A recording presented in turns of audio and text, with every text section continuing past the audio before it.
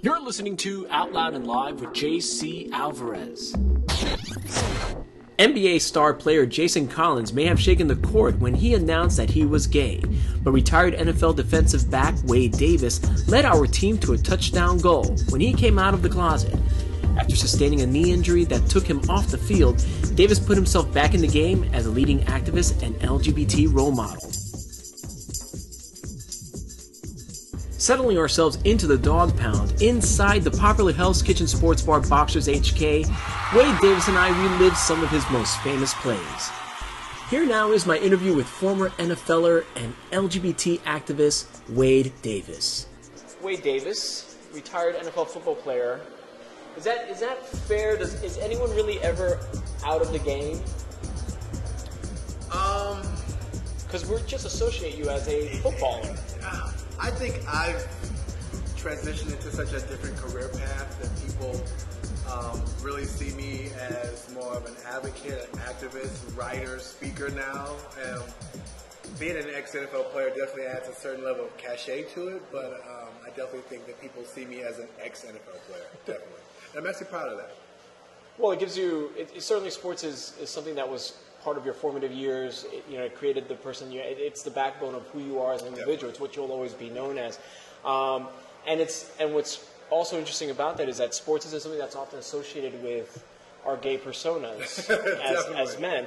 And here we are at Boxers HK, which is a gay sports bar. Mm-hmm. Which I remember the first time I brought my brother to a gay sports bar, he was like, "Wow." Is your brother straight? He's straight. Okay. But he was like, "Oh wow, you guys got gay sports bars," and I'm like, yeah, but people here don't really watch sports that much. I've come here before, and I'm like, no one's watching the damn game. Like, come on. But I watch the Super Bowl here. I've come here to watch the Super Bowl. Yeah, but I would say the majority of people who come here aren't here to watch Super Bowl. Like, they're here to peek at the game and see who coming in the door, which I'm okay with that too. Hey, as long as football is not on. It's a social situation. Definitely. But speaking to that, sports was of course instrumental in your growing up. Were you just always turned on to the game? Was it all sports or just football?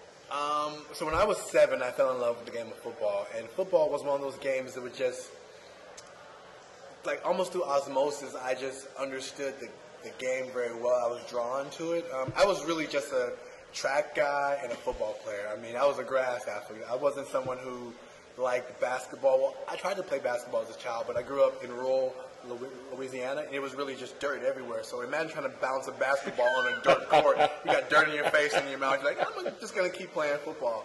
So it was just one of those games that I just really knew well. Like, just inherently just knew. I was like, wow, like this game just seems so easy. Plus, I was a small kid. Like, I'm not a big guy now.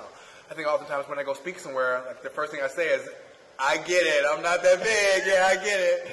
But I did play, and I think people understand that in order to be a good football player, you have to be highly intelligent. So it's yes, like you have to have some skill as well. But in order for someone to be like myself, who's 5'11", 180, who maybe 5'11", 195 when I was playing, you really have to understand the game well. But as a kid, I used to play. I would say like a 15-on-15 game in my backyard. There was a game actually that was called Smear the Queer. Yeah, it was very weird. Oh, it sounds inappropriate. It's so inappropriate. And the idea behind Smear the Queer is that you have all these guys in this backyard, and sometimes girls too, have one football. You throw it up in the air, and the queer is the one that has the guts to go pick up the football and get gang tackled. So actually, the queer was actually the most courageous guy in the bunch. So it was actually interesting that the game was called that. And I'm actually a gay man now. But when I was playing it, I didn't even have any association with being gay and being queer. Yeah. Right, you were just a kid, with the love of the game. Yeah. I would imagine that did you come from a big family? Were there other men in your family, other members of your family that liked the game as well, that you partaked in the game? So my father was. He says he was an athlete. I don't remember that. He was a military guy. My mother was pretty athletic. I think she ran track in high school or whatever. But my family was really not a sports family. Mm-hmm. I was really the first one that fell in love with the sport and kind of followed it, all the way through. So my family, like, we have an athlete in the family. Like my mother is like more of an educator. My father's more of like a comic and a chef now. So I would say that I was really the first one in my family that I can remember that really excelled in sports and really wanted to make sports something that they spend a lot of time and invested in. So all through your high school career, you played the game. I would imagine that it paved your way for college. It paid for college, definitely. Paid for college. Yeah, it was funny because my mother used to always say, I love this game because it's paying for your school. She could care less whether I was good at it or not. She was just like, they're going to pay for you to go to college, play this sport, and I rarely came to watch you play. Are you really that good? You know, so, yeah. That's, you know, that must be amazing because it's sort of like, I would imagine you even though you're playing the game while you were in college, you had to maintain a certain GPA and all, you know, the things that were necessary for you to be successful in college. But that must be such a unique experience to be going to school on a scholarship for something that you love. It is unique because when I was in high school, my mother could care less about the fact that I wanted to play football. She used to say, if you get below like a 3.3, you're not gonna play. And I was like, really? So like that was really an impetus for me to focus on school too. But because my mother really didn't care that I was an athlete, like she was like, I don't even know what football is. I know you have it on TV all the time. It's annoying, you know. But when I got to college, she was like, look, they're paying for your school. You're gonna keep your grades up. But also, I wouldn't call myself a nerd, but I was someone who picked up things very easily. So I remember in high school, a teacher of mine, like she used to say, hey, if you just stop being a class clown for a little bit, at some point I'll let you do your little skits for the class. If you just shut up for a little bit, because I used to love to tell jokes and whatnot. Something you got from your dad? Yeah, I actually thought I was going to be a comic. You know, I really wanted, because I thought it was really funny. I was like, you know, I used to watch the show Sanford and Son religiously for hours. I've seen every episode at least 20 times a piece. But to go to college under scholarship, it puts a certain level of pressure on you because you know that you've been given something that's so unique to so many different people. And a lot of people actually resent you for the fact that you're going to college under scholarship and they're having to pay for it. And also as an athlete, like I had a 7 o'clock class every day of my college career. You know, so I was done by 11:30, 12 because I had to, you know, go to study hall, go to practice, go to the gym. So it actually sets up a certain structure for you. So right now, I'm a very, I would say, a regimented person. I wake up every day at around 6 o'clock. You know, I go to the gym. I do this. Like, I'm a very scheduled type of guy. So for me to be late somewhere is unheard of because I'm used to having to be on time. So I think as an athlete, it's really given me a good foundation, you know, about how to exist in the world. I think that oftentimes athletes kind of thrive in a business setting because of that foundation.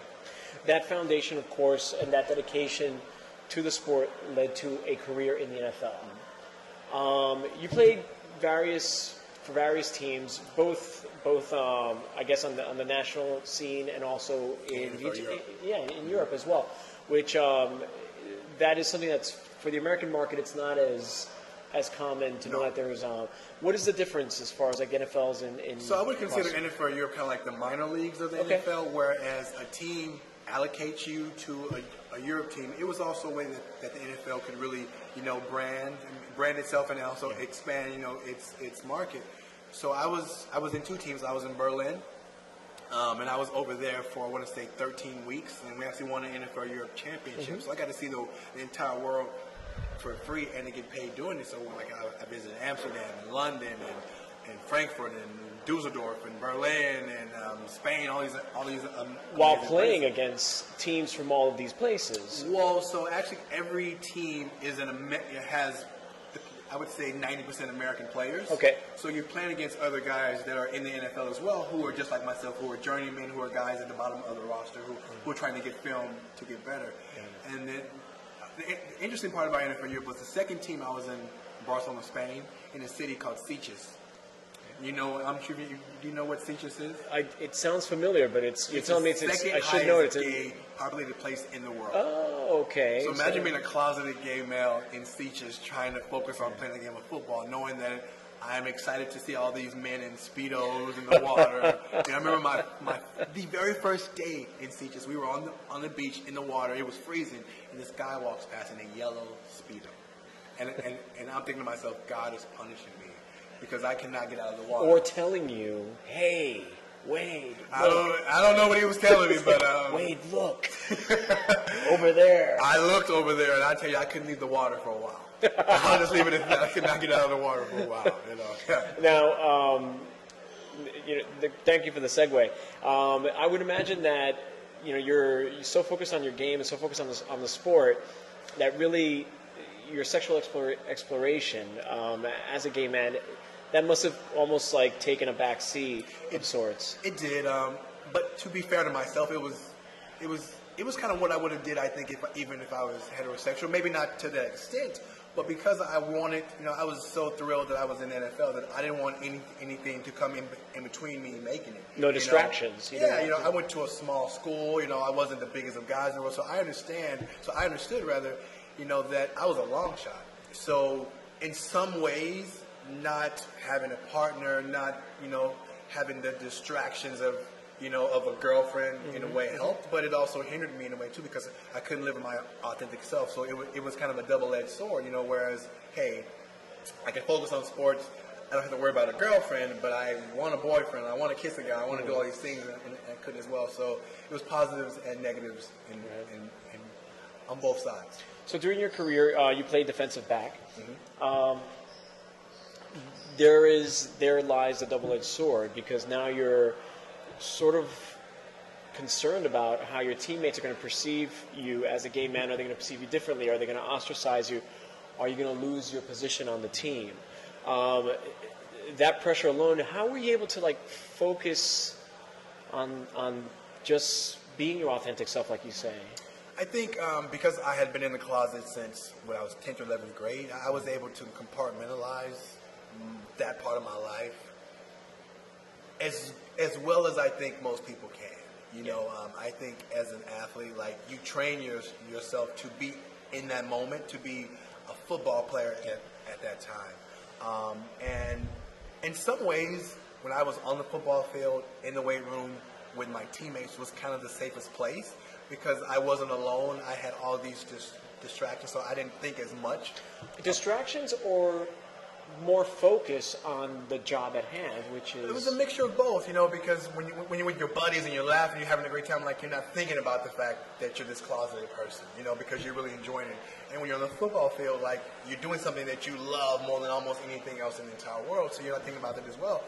When I was in my room, in my hotel room, or my apartment, all by myself, that's when you can run from the idea that, hey, you're living this double life, honestly. So you can't run from yourself. You can't, So for me, I wanted to be around my friends as much as possible. I never wanted to be alone because then I was like, oh God, I have to watch TV and I see this attractive guy on TV and I think about, man, how nice would it be?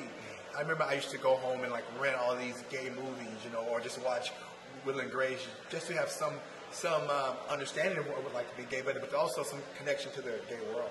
At this point, had you accepted that you were a homosexual? Because I think that's one of the greater parts of your story is that I get the impression that you always just accepted that you were gay. When did you realize, and when did you have your first sort of intimate connection with another man? So I realized I was gay, I want to say in 10th grade. I probably accepted that I was gay sophomore year in college. I remember, funny story, my second year in college, it was an English class, and this guy walks in. I think his name is Eric. Let's call him Eric. And he walks in class, and I go, oh my God, he's so hot. I mean, he had his long hair. And you said it really loudly. No, hell no. But he was like a geek, but I have this affinity for kind of geeky guys, right? He had these geeky glasses on, but he was just adorable. And every day I would strategically sit closer and closer and closer to him. I mean, for the first week, it was 2 rows back. And then 1 row back, and then 1 seat over, and then right next to him. And I remember saying to him one day, I was like, hi! And he was like, what's up? And I was like, hi! And he's like, what's up? I was like, hi! And he's like, are you all right? I was like, yeah. He's like, aren't you that football guy? I was like, yes, he knows who I am. And I go, yeah, I'm that guy. And he goes, why are you talking to me? And I was like, shit. I thought being an athlete would help me here, but it didn't. But as all good stalkers are, I was persistent. So I showed up every day early so I could sit by this guy. And then I found out that he worked at 7-Eleven. Oh, you really played the stalker, didn't you? Oh my God, I was obsessed with him. He was the first gay person I ever really thought and knew and could talk to. And he worked the overnight shift at 7-Eleven, so I would literally show up at midnight every night and talk to him. And he was such a great person.